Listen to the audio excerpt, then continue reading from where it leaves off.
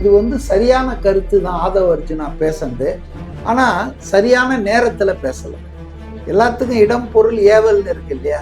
ரஜினியை பொறுத்தவரையில அவர் அழுத்தத்துக்கு ஆளாகி தான் அரசியல் கட்சி தொடங்குற முடிவை கைவிட்டார் என்பது ஃபேக்ட். 11 வருஷத்துல மோடி எவ்வளோ தப்பு பண்ணியிருக்காரு, தமிழ்நாட்டுக்கு எவ்வளோ வஞ்சகம் பண்ணியிருக்காரு. ஏதாவது ஒன்றை எதிர்த்து இருக்கிறாரா? ஏன் எதிர்க்கல? ஏன்னா அவரு ஒரு சங்கீதம். அவரு ஆன்மீக அரசியல்னு சொல்லி மதவாத அரசியலுக்கு துணை போறவர் தான் அவரு. தூத்துக்குடி துப்பாக்கி சூடு நடந்தப்போ இவர் போய் அங்க போய் என்ன சொன்னார் கருத்து? அது சமூக விரோத சக்திகள் போராட்டத்துல நுழைஞ்சிடுச்சுன்னு சொன்னாரு. அதுவே ஒரு தப்பு இல்லையா? விஜய்க்கு கொடுக்குற மாதிரி அழுத்தத்தை பாஜக யாருக்குமே கொடுக்கலைங்க. திமுகவுக்கு கூட கொடுக்கல, KN நேருவுக்கு கூட கொடுக்கல. அவ்வளோ அழுத்தம் கொடுக்குது. காசு வாங்கறதான் தப்பு கிடையாது, வாங்கினா செஞ்சு கொடுத்துடணும். விஷயத்த செஞ்சு கொடுக்காம ஏமாத்துறாங்க. அதுல இவங்க செய்யறவங்க நாணயஸ்தர்கள். லஞ்சம் வாங்குறது தப்பு இல்லை, நார்மலைஸ் ஆயிடுச்சா? இதுதான் இந்த திராவிட ஆட்சிகள் 60 வருஷம் பண்ணதுல நம்ம தமிழ்நாட்டு மக்கள் மைண்ட் செட்டை எப்படி மாத்திருக்காங்க. ஸோ பாஜக விலை பேசி பாமகவை வாங்கிடுச்சு போனது. இப்போ அதிமுக ரொம்ப ஏமாந்துடுச்சு அதுல, ரைட்டா? அது மாதிரி தான் இன்னைக்கு பிரேமலதாவுக்கு எவ்வளோ கொடுத்தாங்கன்னு எல்லாம் பேப்பர்லலாம் போடுறாங்க. few hundred crores திமுக கொடுத்து வாங்கியிருக்குது.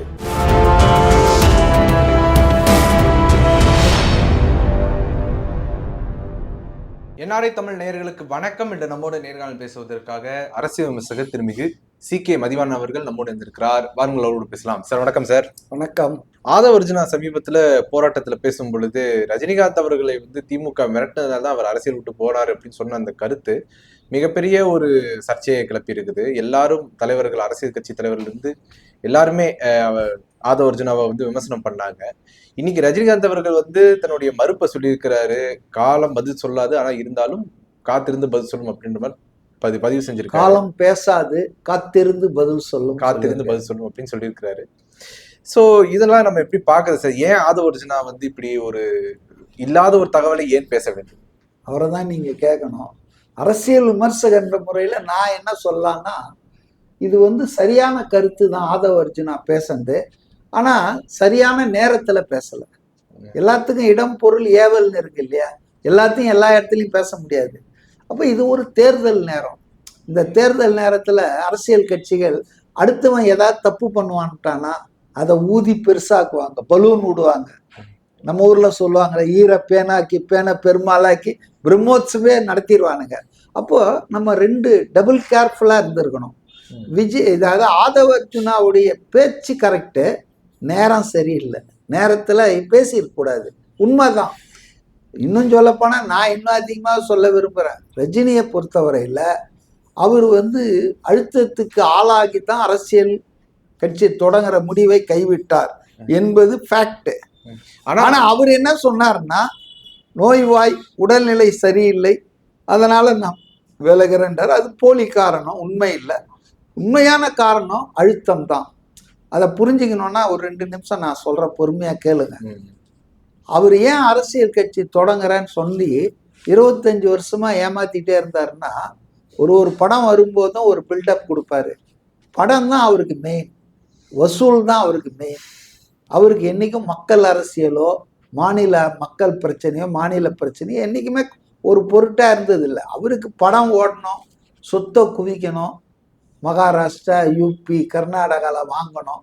இதுதான் அவரும் அவர் குடும்பத்தினருக்கு. பொது நலன்ல ஒரு அக்கறையும் கிடையாதுங்க. பொதுவா அவர் ஆளும் கட்சிகளுக்கிட்ட அனுசரணையா போயிடுவார். எதிர்த்துலாம் அரசியல் பண்ண மாட்டாரு. அது பாஜக சென்ட்ரல் இன்னி வரைக்கும் 11 வருஷத்துல மோடி எவ்வளோ தப்பு பண்ணியிருக்காரு, தமிழ்நாட்டுக்கு எவ்வளோ வஞ்சகம் பண்ணியிருக்காரு. ஏதாவது ஒன்றை எதிர்த்து இருக்கிறாரா? ஏன் எதிர்க்கல? ஏன்னா அவரு ஒரு சங்கீதம். இன்னைக்கு ஒன்னா சீமான் மாத்திக்கலாம், சங்கி என்றால் சகத்தோழன்னு ரூட்டை மாத்தி போடலாம். ஆனா அவர் ஒரு RSS ஒரு கருவி தான். அவரை கட்சி தொடங்க சொன்னதே BJP தான். ஃபர்ஸ்ட் சொல்றேன், முதல்ல ஏமாத்திட்டே இருந்தாரு. ஆனா அவரை நீ கட்சி தொடங்கியே ஆகணும்னு கம்பல் பண்ணது BJP தான். அதுக்காக தான் அந்த என்ன மூர்த்தி, அர்ஜுனமூர்த்தின்னு ஒரு ஆளை கூட ஆர்எஸ்எஸ்ல இருந்து இவருக்கு அமிச்சு இவர் அவரை பொதுச் செயலாளராக வச்சுட்டு இருந்தாரு. கட்சி முடிவு கைவிட்ட உடனே நேரம் இருந்தாலும் திருப்பி ஆர்எஸ்எஸ்க்கு போயிட்டான்.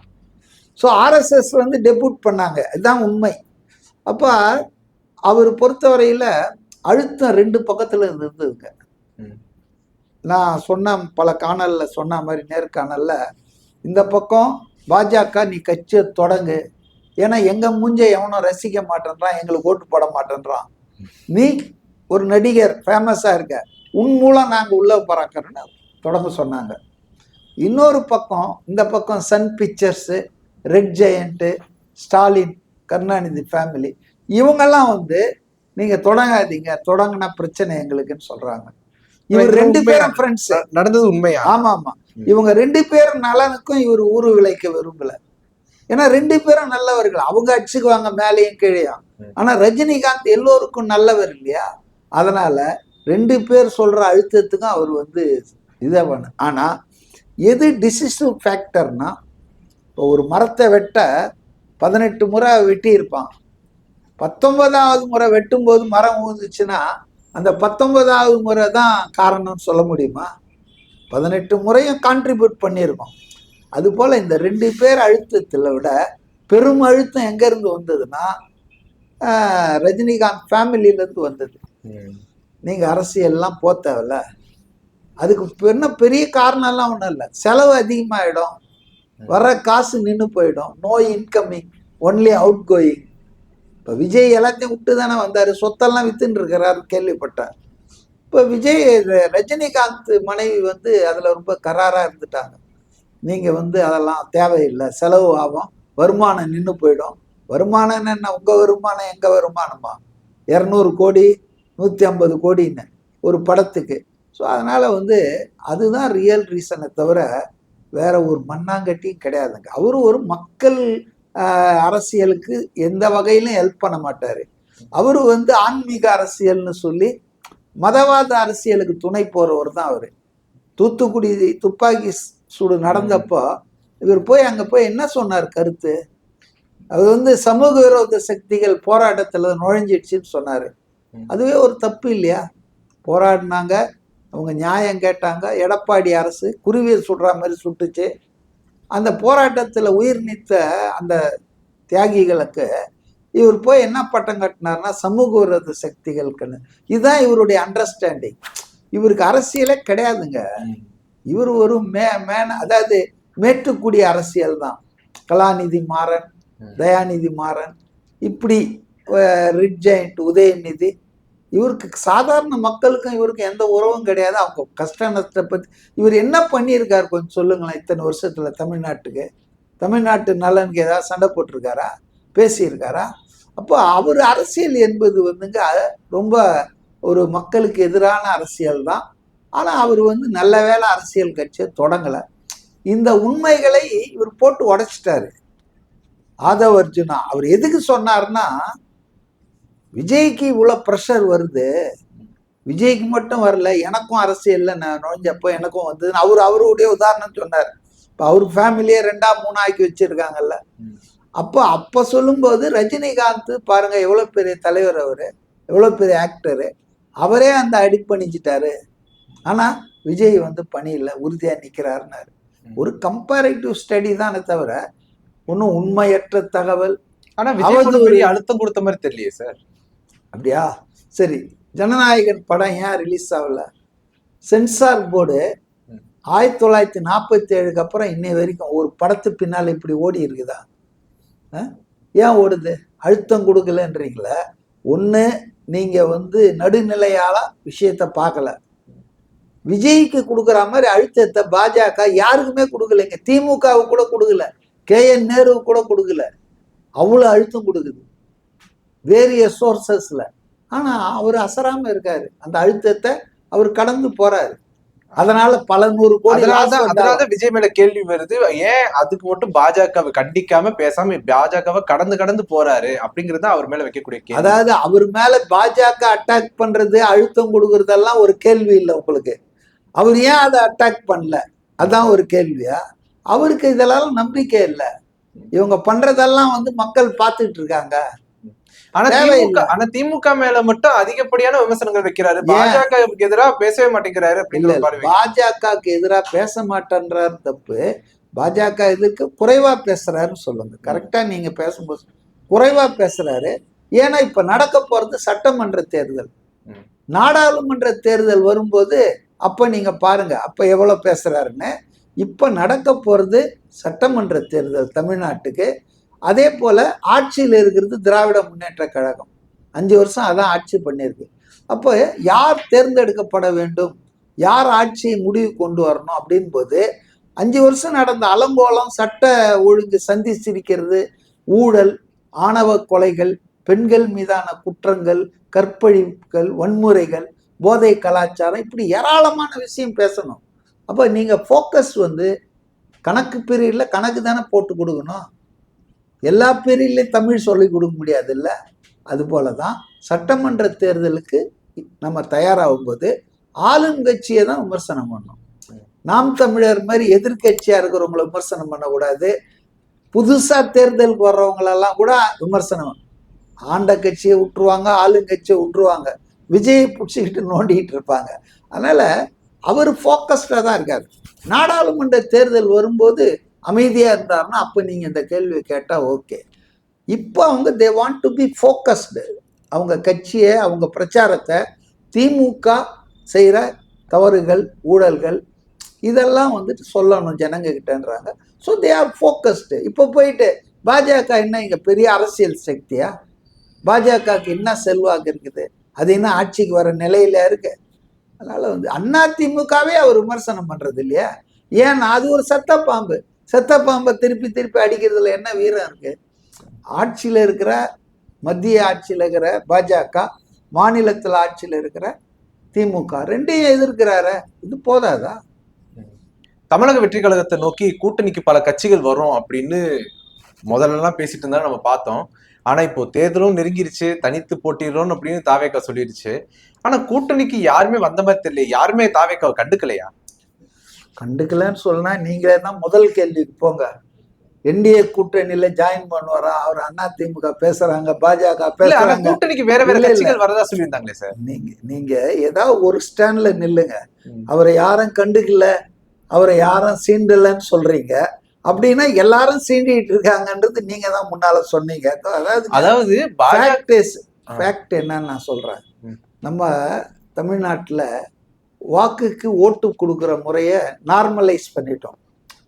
நான் பல நேர்காணலில் சொல்லியிருக்கேன். இப்போ தமிழ்நாடு லஞ்சத்தில் மூழ்கி மக்கள் எந்த மனநிலைக்கு வந்துட்டாங்கன்னா, உங்கள் பேர் என்ன? சித்தார்த். சித்தார்த் ரொம்ப நல்லவருங்க, நாணயமானவருங்க. என்னப்பா காசு வாங்கினா கச்சிதமாக வேலையை முடிச்சு கொடுப்பாருங்க. இப்போ நாணயம் என்பதுக்கு அர்த்தமே எப்படி ஆயிடுச்சு பாருங்க. காசை வாங்கி லஞ்சத்தை வாங்கிட்டு ஏமாத்துறவங்க ஜாஸ்தி ஆகிட்டாங்க, செந்தில் பாலாஜி மாதிரி. அதனால தானே அரெஸ்ட் ஆகி அவர் மந்திரி பதவியெல்லாம் இழந்தார் போக்குவரத்து அமைச்சர் இருக்கும்போது. ஸோ இப்போ நாணயம் என்பது இப்போ தமிழ்நாட்டில் எப்படி ஆகிப்போச்சுன்னா, காசு வாங்கறதான் தப்பு கிடையாது, வாங்கினா செஞ்சு கொடுத்துடணும். விஷயத்த செஞ்சு கொடுக்காம ஏமாத்துறாங்க. அதில் இவங்க செய்கிறவங்க நாணயஸ்தர்கள். லஞ்சம் வாங்குறது தப்பு இல்லை, நார்மலைஸ் ஆயிடுச்சா? இதுதான் இந்த திராவிட ஆட்சிகள் 60 வருஷம் பண்ணதுல நம்ம தமிழ்நாட்டு மக்கள் மைண்ட் செட்டை எப்படி மாற்றிருக்காங்க. அடுத்தது ஓட்டுக்கு பணம் கொடுக்கறது நார்மல் ஆயிடுச்சு. இப்போ கேட்குறாங்க மக்கள், என்னங்க அவங்க 2000 கொடுக்குறாங்க, நீங்கள் வெறும் 1000 கொடுக்குறீங்கன்னு. வாக்கு கேட்குற அளவுக்கு ஆக்கிட்டாங்க. ரைட்டா? ஸோ இதெல்லாம் அவமானம் நமக்கு தமிழ்நாட்டுக்கு. அடுத்தது என்னன்னா, கூட்டணி கட்சிகள் சேர்ப்பது என்பதும் இப்போ ஒரு பெரிய பிஸ்னஸ் ஆயிடுச்சு. உங்களுக்கு ஞாபகம் இருக்கா? அதாவது வந்து போன தேர்தல், நாடாளுமன்ற தேர்தலில் முதல் நாள் சிவி சண்முகம் போய் தைலாபுரம் தோட்டத்தில் உட்காந்து ராமதாஸ் ஐயா கிட்ட பேசி பாமகவோட அதிமுக கூட்டணி ரெடி பண்ணிட்டார். அப்போ 3 அணி இருந்தது, 4 அணி. சீமான் அணி, பாஜக தலைமையில் ஒரு அணி தனியாக அண்ணாமலை செட் பண்ணார். அதிமுக பாமகவுக்கு எல்லாம் செட் பண்ணிட்டாங்க. ஆனால் விடிய காத்தால அண்ணாமலை வந்து சௌமியா அன்புமணி எல்லாம் கூப்பிட்டு வச்சு பாஜகவோட கூட்டணி ஃபைனல் பண்ணிட்டாங்க. இப்போ அப்பா பையனுக்கு சண்டையே அந்த நேரத்துல தான் தொடங்குது. அப்போ வாங்கின பல 500 கோடி ரூபாய எங்க போச்சுன்றதுதான் இப்ப கேள்வி. ஸோ பாஜக வந்து விலை பேசி பாமகவை வாங்கிடுச்சு போனது. இப்போ அதிமுக ரொம்ப ஏமாந்துடுச்சு அதில், ரைட்டா? அது மாதிரி தான் இன்னைக்கு பிரேமலதாவுக்கு எவ்வளோ கொடுத்தாங்கன்னு எல்லாம் பேப்பர்லலாம் போடுறாங்க. ஃபியூ 100 crores திமுக கொடுத்து வாங்கியிருக்குது. இப்படி ஒவ்வொருத்தருக்கும் ஒரு வேலை. கம்யூனிஸ்ட் கட்சிகளுக்கே 5 கோடி 10 கோடி கொடுத்துட்ற ஸ்டேஜ் வந்துடுச்சுன்னா மற்றவங்களை பற்றிலாம் நம்ம என்ன சொல்ல முடியும்? அதனால கூட்டணி என்று சொன்னால் இப்போ தமிழ்நாட்டில் தொகுதி மட்டும் இல்லை, இதுவும் உண்டு. கேஷ் எவ்வளோ கொடுப்பீங்க, எத்தனை கோடி கேட்டால் தேர்தல் செலவுக்குன்னு சொல்லிக்குவாங்க. அன்பளிப்புன்னு வாங்க தெரியுங்களா, லஞ்சத்தை, அது மாதிரி. அதனால விஜய் கிட்ட ஏன் கூட்டணி வரல அப்படின்னா இதுதான் இன்னைக்கு இருக்கிற ரியாலிஸ்டிக் தான். நீங்க 10 சீட்டு கொடுத்தா போதாது, நோட்டும் கொடுக்கணும். விஜயை பொறுத்தவரையில கை காசு எடுத்து செலவு பண்றாரு. அவர் திமுக மாதிரி லட்சம் கோடி அடிச்சு வச்சிடல. சபரிசன் கிட்ட, உதயநிதி கிட்ட, ஸ்டாலின் கிட்ட எல்லாம் கொட்டி கிடக்குது பணம். அப்போ அவங்க வந்து விலை பேசி கூட்டணி கட்சிகளை வாங்குறாங்க. ஆனா இங்க வாங்கவும் மாட்டாங்க, கொடுக்கவும் மாட்டாங்க. தாவேக தூய அரசியல் நடத்தணும், நாங்க தூய சக்தின்னு சொல்றாங்க. அப்ப தீய சக்தி கிட்ட நிறைய பணம் இருக்குது, அவங்க எல்லாரையும் பிடிச்சி போடுறாங்க. சல்லீசா ஹோல்சேல் வருதுறாங்க. தாவேகாவும் ஒரு பக்கம் அவங்களுடைய தொண்டர்கள் கிட்ட அதிகப்படியான பணம் வாங்கி அவங்க கிட்ட எந்த ஒரு பொறுப்பும் கொடுக்காம, எந்த ஒரு மதிப்பும் கொடுக்காம இருக்காங்க அப்படிங்கிற குற்றச்சாட்டுகளும் இருக்குது இல்லைங்களா? கட்சிக்கு தான் கொள்ளுதானே வாங்குறாங்க. கட்சிகளை விலைக்கு வாங்கல இல்ல, கட்சி தொண்டர்கள் கிட்ட கட்சிக்கு நிதி கேட்டு வாங்குறதா நீங்க சொல்றீங்க. அது எந்த அளவுக்கு உண்மைன்னு தெரியாது. ஆனாலும் அதுல ஒன்றும் தவறு இல்லையே. இப்ப திமுக கட்சி உறுப்பினர்கள் நான் ஏமாந்துட்டேங்க, இவ்வளவு காசு போட்டு ஏமாந்துட்டேங்க அவங்க சொல்லுவாங்க. நான் என்ன சொல்றேன்னா, திமுக தொண்டர்கள் கிட்ட காசு வாங்குறது தப்பு இல்லை. ஆனா லாட்ரி மார்டின் கிட்ட 400 கோடி வாங்குறது தப்பு. புரியுதுங்களா? அது போல நீங்க வந்து வித்தியாசப்படுத்தி பாருங்க. ஒரு கட்சி செயல்படணும்னா அதுக்கு நிதி வேணும். இப்ப நிதி யாருக்கிட்ட இருந்து வரும்? விஜய் பாக்கெட்ல இருந்தே கொடுத்துட்டு இருப்பாரா? இப்போ கட்சியில எல்லா மட்டத்தில் இருக்கிற நிர்வாகிகள் நிதி கொடுக்கக்கூடிய பொறுப்பாளர்களுக்கு உரிய பொறுப்பை கொடுக்கணுமா இல்லைங்களா? அதெல்லாம் இந்த கட்சியின் உள்விவகாரங்க. அது சம்பந்தப்பட்ட ஆளும் கட்சி தலைமையை பேசிக்கணும். பைசா கொடுத்து பதவி வாங்குறது வேற கட்சிகள்ல சாத்தியமா இருக்கலாம். தாவேக்கால அப்படிலாம் இருக்கிறதுக்கு வாய்ப்பு இல்லை. அதனால அரசியலா பேசுவோம் நம்ம. இதெல்லாம் வந்து ஒரு ரீசனே இல்லை. அரசியல் விஷயம்தான் சொல்லுங்க, பேசலாம். ஒருவேளை தாவேகா பாஜக ஆதரிச்சு என்டிஏ கூட்டணிக்குள்ள போயிருந்தா நீங்க தாவேகாவை ஆதரிச்சிருப்பீங்களா? அத்தைக்கு மீசை முளைத்தால் பார்த்துக்கலாம். இப்போ நடக்காத ஒரு விஷயத்துக்காக என்கிட்ட பதிலை நீங்க எதிர்பார்க்கறதுன்றது நியாயம் இல்லை. என்னை பொறுத்தவரையில விஜய் வந்து நேர்மையானவர். விஜய் உறுதியான இருப்பார் கொள்கை பிடிப்புல. அதனாலதான் இவ்வளோ அழுத்தங்கள், இவ்வளோ அவர் மேல தாக்குதல்கள் வந்தாலும் பொது தளத்தில் சமூக ஊடகத்துல அவர் ரொம்ப அசராம இருக்கார். அவர் முன் வச்ச கால பின் வைக்கல. அரசியல் எதிரி, கொள்கை எதிரின்னு எப்போ விக்கிரவாண்டி மாநாட்டில் சொன்னாரோ 2-3 வருஷத்துக்கு முன்னால, அதுல இருந்து இன்ச்சு வரையில இன்னை வரைக்கும் மாறல. ஆனா திமுக அதிமுககள் மாறி இருக்காங்க. இந்த பக்கம் அந்த பக்கம் டைலமாலாம் அடிச்சிருக்காங்க. அதனால அவரை பொறுத்தவரையில அவர் கொண்ட கொள்கையில் உறுதியாக இருப்பார் அப்படின்னு நான் நம்புறேன். அப்படி ஒரு சம்பவம் நடந்ததுன்னா அதுக்கப்புறம் நம்ம இதை பத்தி பேசலாம். உங்களுடைய நேரத்தை ஒதுக்கி எங்களோட கருத்துல வந்தமைக்கு மிக்க நன்றி சார்.